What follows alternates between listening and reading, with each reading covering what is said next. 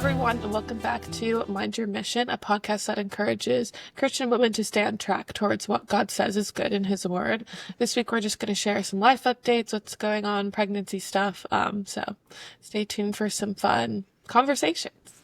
Yeah, Liz, I know last week I put out a video on thoughts on a baby registry, so it's kind of a niche video, but how was your baby shower? Now that I watched that video, and it was so helpful as someone who has not had any kids yet, just like the way you explain things. So if you haven't listened to that and you are expecting a baby, if you have somebody in your life, who's pregnant, I'd share it with them because it helped me a lot kind of understand why you need some things versus other things. So I enjoyed it. But the baby shower was good. My mom is the best and she did such a good job, like planning it, making everything cute. I don't enjoy planning stuff really, and I don't really enjoy like all the attention of a baby shower, but I'm super thankful that she did it. It was super fun to see family, and I was home for the week, which was really nice just to kind of get away from work and everything, and I got to hang out with three of my best friends that I've been friends with since high school, and they're like the first Christians that I ever really was friends with, and they really showed me what it was like to walk with God, and we're still friends to this day. So whenever I go home, we always hang out a lot. We got to see some of their kids, so it was super sweet, and then just seeing different members of my family. So it was busy. It's not like very relaxing, but I do enjoy going home a lot. Also just for like the peace and quietness of home. I grew up on a farm, so I always really enjoy going back home just because of how quiet it is. Like I live in the suburbs here, and I've never lived in the suburbs before until I joined the Coast Guard. So it's like always, I didn't realize how much I love the country and the quietness and not having like a neighbor right next door. So I just like going home a lot, and maybe one day I can live on a farm and have my own animals. But in this economy, only if I live in Indiana. 'Cause Yeah, it's that's the dream, right? Mhm. Nolan's parents, my husband's parents have 40 acres too, and whenever we go there, it's the same way. Like it's just actually quiet, which is hard to find like Mhm. anywhere else. So Mhm. that's awesome. Well, I'm glad that you found the video helpful. Sometimes I feel like I over explain things, but things that I like have strong opinions about, I'm like, well, I might as well tell you and explain every piece of why because sometimes I feel like I don't know, you see recommendations online and you see people's registry videos and it always cracks me up when people make videos of like what they're buying for their baby before they've had a baby.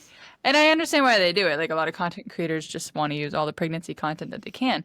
But it just cracks me up because like you don't know the why behind like a lot of the stuff that you're Mhm. even getting and it's funny too because I know that after a second baby, after hopefully more babies, like I'm sure that my list will get even more simplified. Like Mhm. I can already sense that some of the stuff that we did use with Weston, we probably won't use with another baby because we just won't have the time or the care when you have a toddler running around. So it's just, I don't know, grace upon grace because we change and life changes and you learn as you go, as I like to say. So yeah, let's see, you had your baby shower the 2 weekends ago, and then Mhm. last weekend you drove up here on Saturday, and we had our 5K. So, do you Mhm. want to give, I guess, the audience a little recap of our 5K? Mhm. You start, and then I'll add on. Okay, sounds good.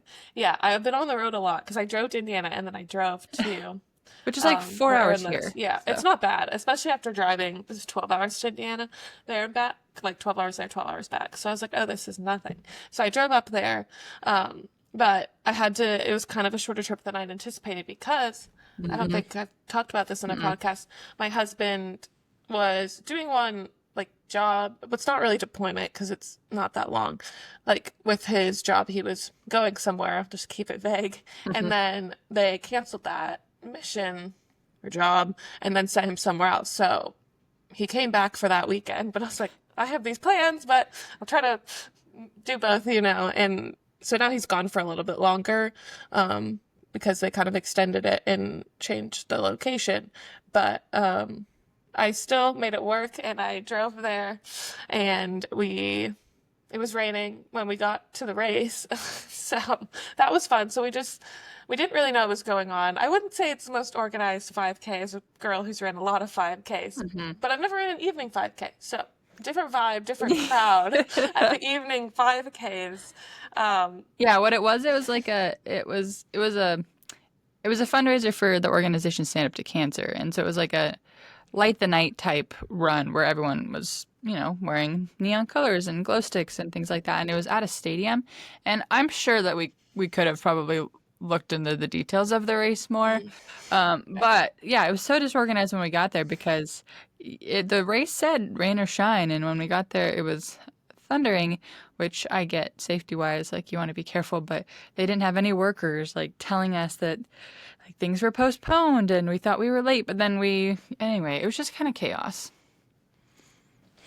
Yes, it was chaotic. And then once the rain had stopped, they started allowing people in to get their like registration and start running. But so we got in the back of that line, stood for a long time, which is hard while pregnant. My feet were hurting. My feet were in so much pain, and they didn't even hurt that much while we were running. It just hurt Right, yeah. while we were standing there. So we finally get through the gates, and there's a super long line for registration. So I was like, let's just run the race. They never look to see if you have your bib. Like, we're fine. They don't look to see anything. And I don't even know when the race officially started. I think people were just fed up and just started running. Because they Probably. were like, we're starting in 30 minutes, but then people were running. So I was like, I don't know, let's just go run this race. Because Yeah. at this point, it was late, maybe like an hour after I was supposed to start. And I was like, we're tired. Because it's probably, the race is supposed to start at 8:30. Maybe it was Yeah. 9, and maybe we start at 9:30, or maybe we Yeah, it start was at 9. 9:30. And 9:30. I'll just preface too, if you haven't heard our other episodes, the point of this race had nothing to do with times or the experience. Honestly, like the experience was great because we did it together. But it was more so about the lead up to the race and being able to stay active during pregnancy up until this month, which is like our 6 months pregnant, which is a pretty good goal. And we did it. So that was like the whole point. So who cares if we had a bib or who cares? I Yeah. didn't care about the rest. And the race was a little short, but who cares? And Yeah. I didn't check out the course beforehand. Like, I No. didn't really know what to expect.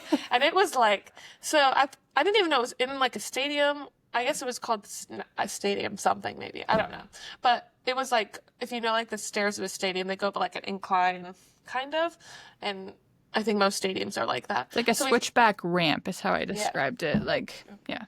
yeah, that's a good description. So you had to like run around the stadium, run up that ramp, and then go down the other ramp. So we ran like the straight, or I guess the flats and the downhill, and then we walked up the incline because we didn't train for hills. It's like, I'm not doing this.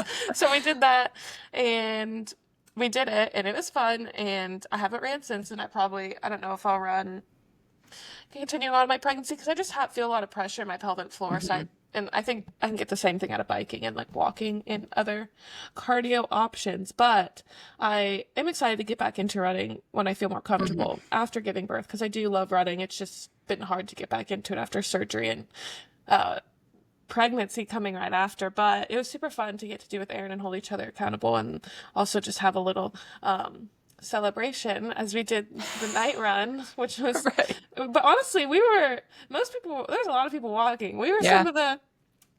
some of the runners there. So Yeah. Yeah. we got t-shirts after we picked up our bib after we ran the race. We were Yeah. like sweaty, like, hey, can we get our bib? And Yeah. probably like, okay. Yep. So but yeah, it was fun. Yeah, it was an experience and it accomplished what we set out to accomplish, I think. And yeah, I haven't ran since either. I don't know that I will. I think you mentioned the standing beforehand, and it was interesting because the standing was definitely the harder part for me. And this is a symptom that I feel like a lot of people either don't have or just don't talk about very much. And I know that this is something that runs genetically in my family, and I'm tall, so like tall people get this more. But I have like this pregnancy, I've had bad varicose veins, and it kind of happened last pregnancy. Like I started getting a few, but this time around, I think being heavier earlier and everything has just made them a little bit rough. And so standing still for a long time, like running was totally fine, but standing still was tough. And so that's like the biggest thing physically wise that I'm dealing with right now, just because the only way to really help varicose veins is to elevate your legs, which who just has the time to lay down for 10 minutes periodically throughout the day and put your legs up? But, I'm going to also get more pairs of, compression socks and all that. So that's what I'm dealing with now. And it's funny because people keep asking me how I'm feeling, like how are you feeling this pregnancy compared to last pregnancy? And my first answer is, well, this pregnancy has been way easier. But I feel like that's been true up until now because I'm 20 almost this week I will be 26 weeks. So I'm getting close to third trimester honestly. And I feel like first and second trimester have definitely been easier than last pregnancy, but I'm very skeptical and curious to see because I feel like last pregnancy I didn't have the back pain, the physical discomfort that comes with being bigger in the third trimester. I never really experienced that. But I already feel like big pregnant and I'm not even in the third trimester. So I feel like third trimester might be a different story as far as comparing it to my first, but we'll see. We'll see.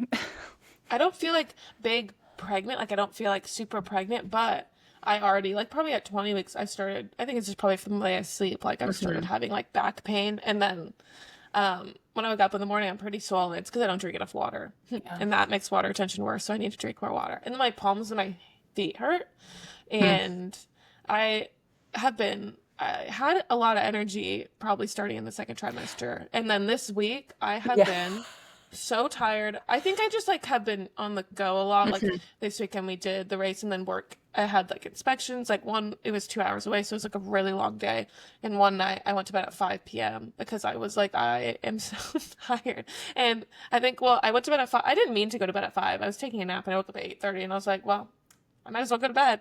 And then yesterday I took like a 3-hour nap. I think I just need to get caught up on sleep. I don't know, but Well, was that's like actually dying. funny that you say that because I have like survival napped 2 times this week and I haven't had to do that like since the first trimester. So I'm like, I was like, oh no, like, am I just getting tired again? Or is this just because a busy week? Like we had the run and then I had my board on Monday, which I Yeah. passed my board. Yay! So, but Well, that almost makes things busier because I now have to stand 12-hour watches, you know. love But that. yeah, I was feeling the same way. I'm like, oh man, is this just like already hitting the third trimester exhaustion point? Like we can't do that yet. I I need some more know. energy. I know. I was like, I'll be 24 this week, and I'm like, I still have a long way to go. I still have 4 months to go. Yeah, yep, yep. But yeah, my body just hurt. Like one day I woke up and felt like I got hit by a truck, and I was like, I'm not even like that pregnant yet. Like I have like my stomach is bigger, but it's not like I don't really notice it, but it is bigger. Right. And I keep sleeping on my back. I wake up every night and I'm on my back, and I'm like, well, I Yeah, try. yep, yeah. That happens to me too.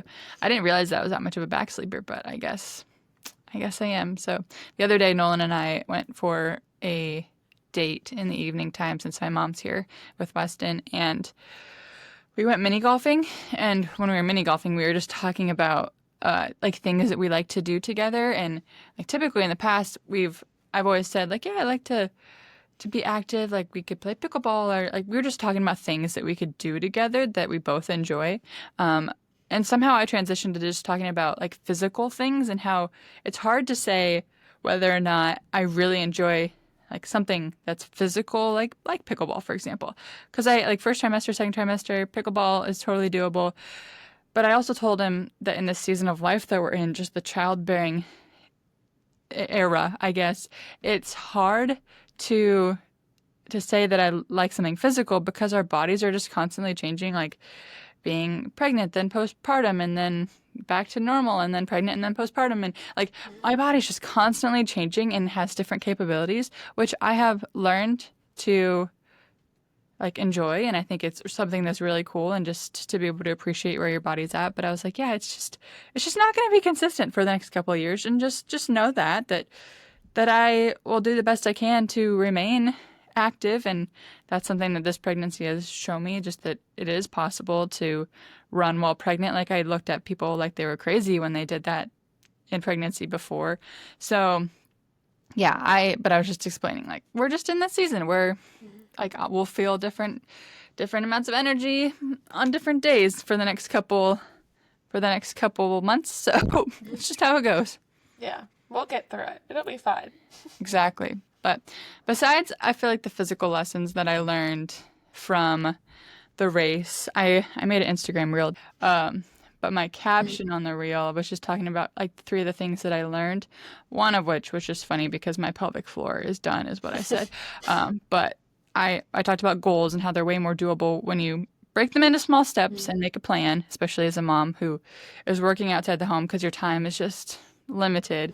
But then I had said, so cheesy, everything's better with a friend for the accountability, the motivation, and the laughs. And it was very general in my Instagram post, but I wanted to go more in depth on it because, strangely enough, what I experienced through making a goal of running a 5K in pregnancy has actually I've learned a very deep lesson, which is kind of silly, but I'm thankful for it, and God has used it in a really cool way for me. And it kind of ties into a sermon that a guest pastor did at our church a few weeks ago, talking about friendship.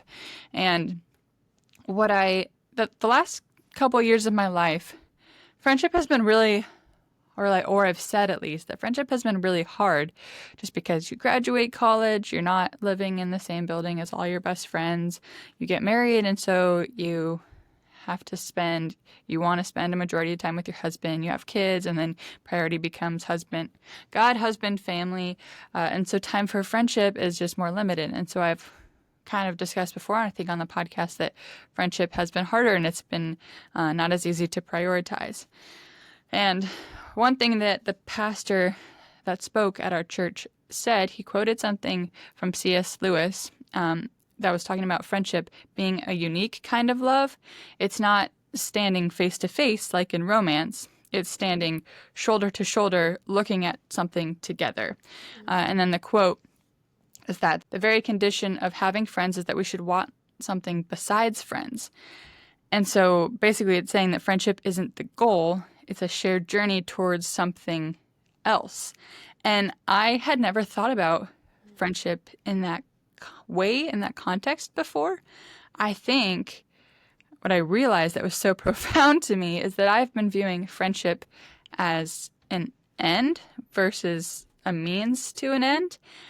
And by saying, I want friends, I need friends, I can't find friends, doing that in and of itself has made it harder to find friends, because really what I should be focusing on is something greater that we're looking towards is the gospel, or that someone is Jesus. So in Christian friendships, they're so powerful and so unique because you can be standing side by side looking towards Jesus and have nothing else in common in life but that.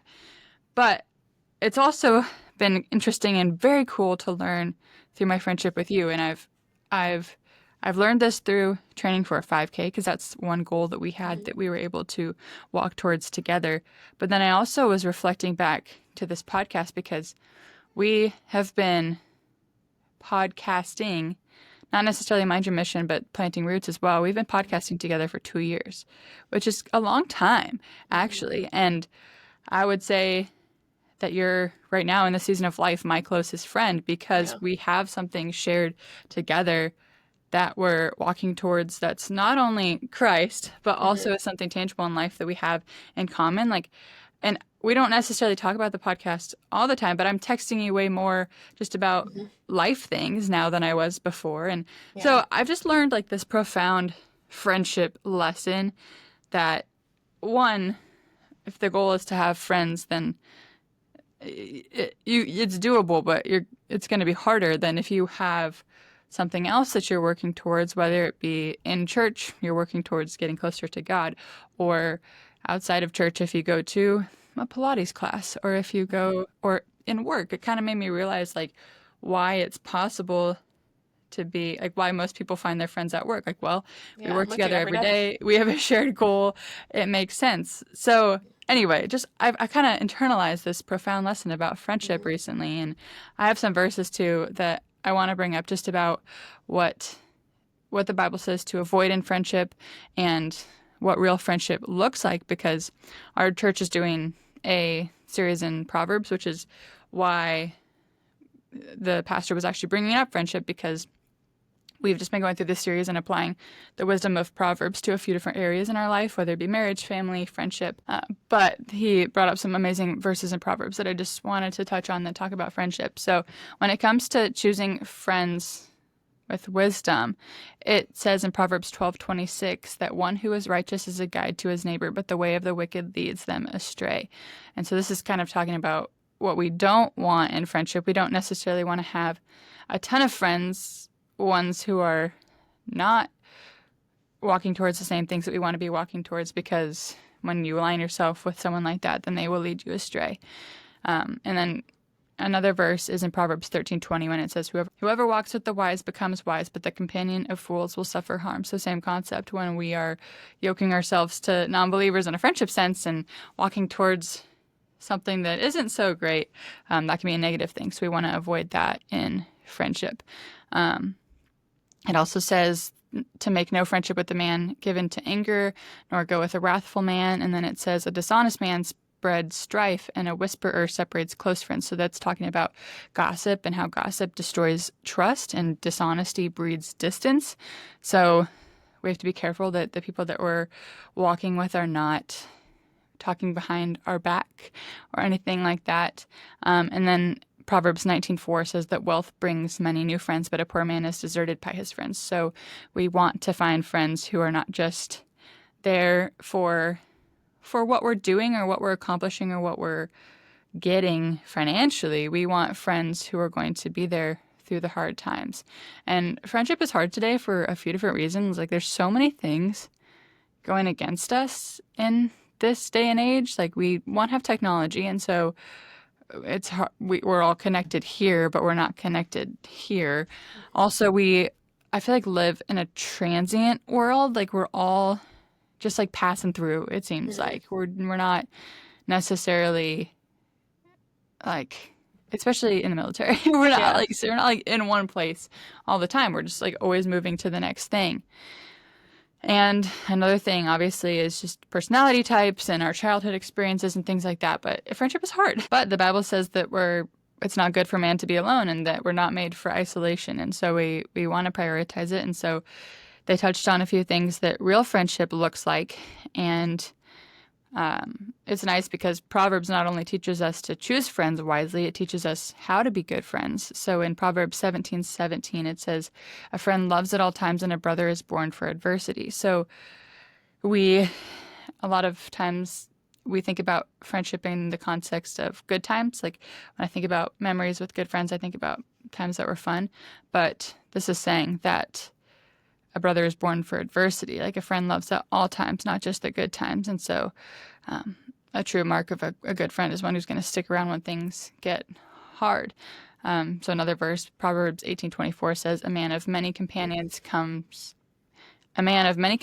may come to ruin, but there is a friend who sticks closer than a brother. So this is kind of touching on the quality versus quantity piece, which is something that I think I've also realized since graduating, that because I feel like I had so many friends graduating and I was close to a lot of people, but now that time is limited, I feel like I have less friends. But the thing is, when I'm honest with myself, I do have a few really good friends. And so the Bible says here that, like, there's a friend who sticks closer than a brother. I have a few of those.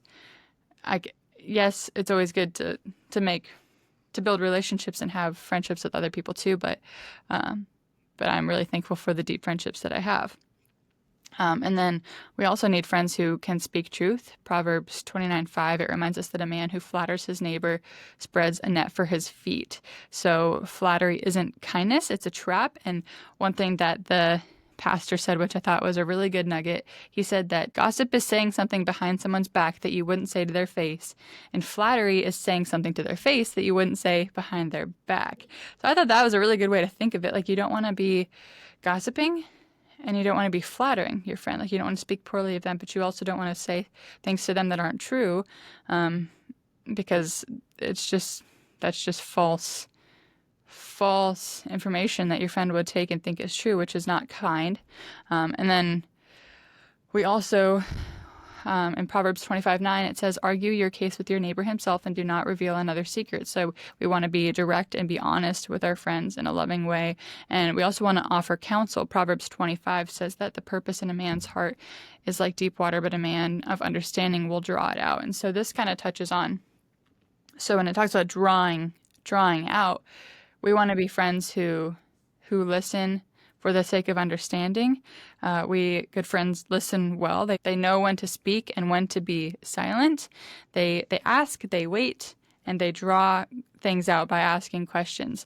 And so I, through the sermon, was reflecting on like, wow, like, do I listen well? Do I have space for someone else's heart in my life? Like, I want to be the friend who draws those deeper thoughts out of people by asking questions and being truly interested in their heart. So anyway, these are just some verses, some things of what not to look, what you don't want to find in a friend, and things that a good friend looks like that were really meaningful to me when I heard them in this sermon a few Sundays ago. And then another thing that the pastor touched on that I thought was really meaningful was that, of course, we can be friends with non-believers, but sometimes focusing on your friendship with believers is going to be the most loving thing that you can do for non-believers, because in the Bible it says, by your love, all people will know that you are my disciples if you have love for one another. And so by seeing godly friendship played out, non-believers will look at us and be like, that's different. That's a friendship that I haven't seen before, and they'll turn and ask questions and wonder why. So sometimes the best thing we can do is focus on our friendships with believers and just building those as a witness for the non-believers. I love what you shared about friendship, and I'm thankful for our friendship. And I think a lot of what you said makes sense, that my closest friendships are my godly friendships, because we have the common goal of eternity and our mission on earth is the same. So I'm thankful for you, and I'm thankful for what we get to do together because it's super fun. I also had a really good sermon at church. It was not on friendship, but it came at the time exactly that I needed it, which is crazy. So this past week, right when I got back from Indiana, before the 5K, to put timing in perspective, I had my anatomy scan, which I feel like is intimidating because I'm like, we're looking at everything. So Yeah. Technology is crazy, like the things that they could see and detect. But after my anatomy scan, everything was fine. They're like, yeah, everything looks good, is what the ultrasound tech told me, but the doctor hadn't looked at it yet because the place I go, they like do them separately. So then a few days later, I think on Thursday, I got a call from the doctor, and I feel like I didn't even process like what they were saying, because if you get a call like that, you just kind of black out. And so she basically told me that growth of baby and everything was good on the scan. They just noticed he had bright bowel, which is called like echogenic bowel, which sounds really scary. So immediately, well, actually, I had to go do something for work. So I was like trying to keep it together in there. Yeah. I know. I was like doing sign-offs with people for the PQS, and so I was like not present, signing off these people's stuff. And then I go to the bathroom and have like mental breakdown and go to Google and freak out. And because it could be 95% of the time, this is what I found online, like it's nothing, but the other 5% of the time it could be like cystic fibrosis or an infection or some genetic abnormality of the baby. And so, of course, I start like freaking out.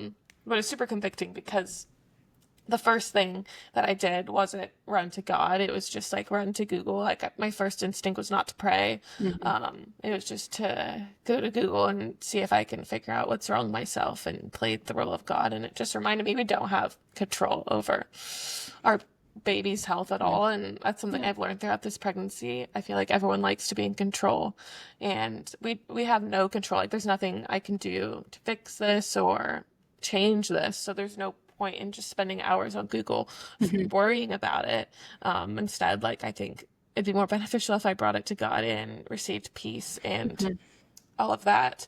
But the sermon at church was talking about, it was over Hebrews 11. They're talking about like faith at home, and it was talking about how we need to trust in God's power and God's provision. And I wasn't doing either of that. Like I wasn't trusting that God was going to provide for my baby. I kind of felt like he didn't care. Like I was like, he does, like yeah, God's a good God, but like he doesn't really care about like my baby's health, which is such a lie because the pastor had brought up like how much, if you're a parent, how much you love your children, and I just think about like how much I love my baby that I Mm-hmm. haven't even met yet, and it's like God loves you even more so, and so just like knowing like God cares about this baby health even more than I do, which is Mm-hmm. crazy to think and hard to even fathom.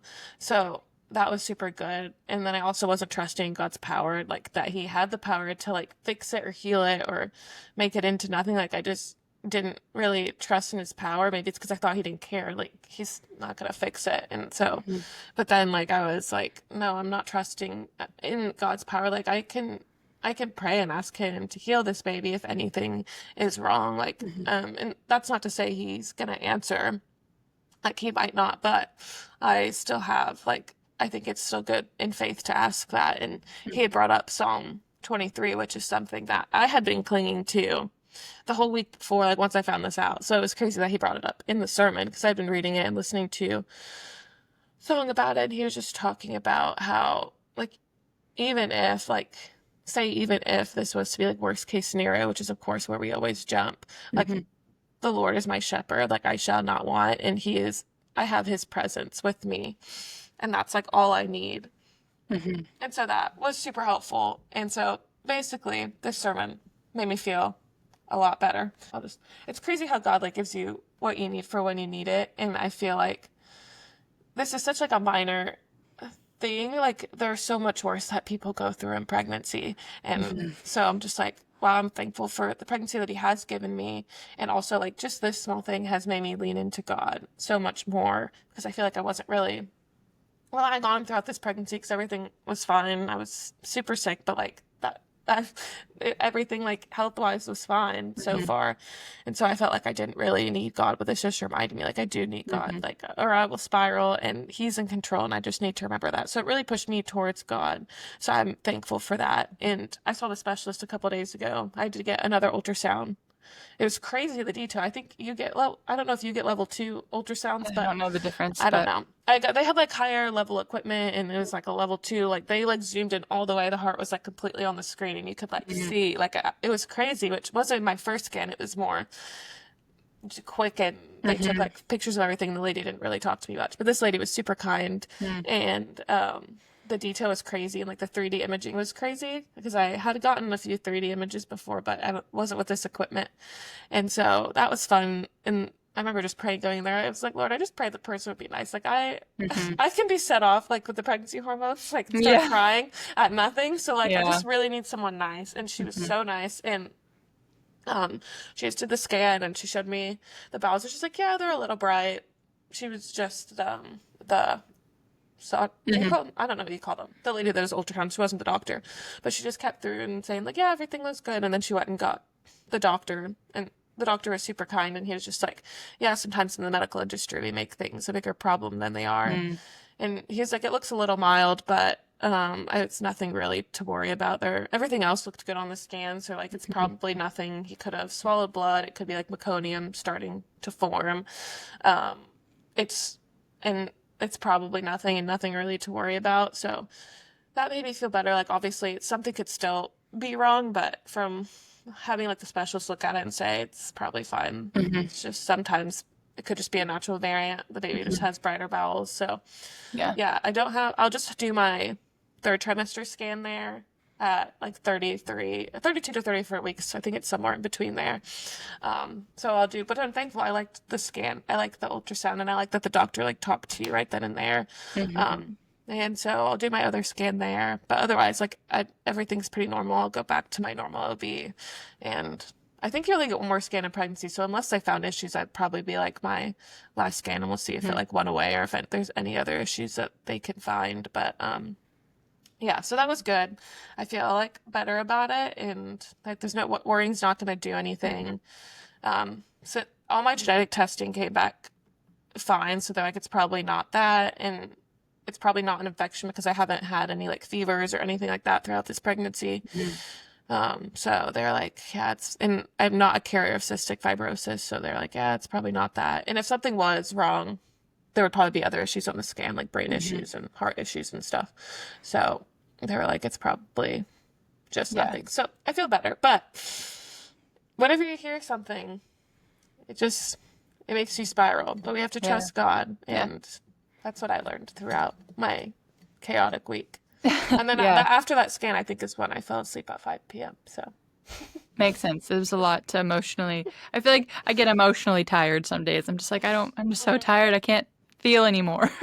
Well, thank you for sharing. Thank you for the vulnerability. And it makes me think about the verse in James that talks about trials and just how to consider it joy. And the part particularly is that the testing of your faith produces perseverance. And I feel like although we don't ever want to go through hard things, even if it's a minimal hard thing like you're talking about, when we do, it's a chance to reflect on where our faith is and if we're actually actively trusting in the Lord or if we're just talking about the fact that we trust in the Lord. And because it's so much easier said than done. And until we walk through those hard things, we won't know where our faith is. And I think sometimes it's common for non-Christians particularly to ask the question, why, if there's a God, why do good people go through hard things? And it's like, well, I want to learn to view the hard things as God's grace of understanding that he's not done with me yet and he has more work to do on my heart to make me more like him. So as hard as those feelings are and emotions are hard, especially when you're pregnant,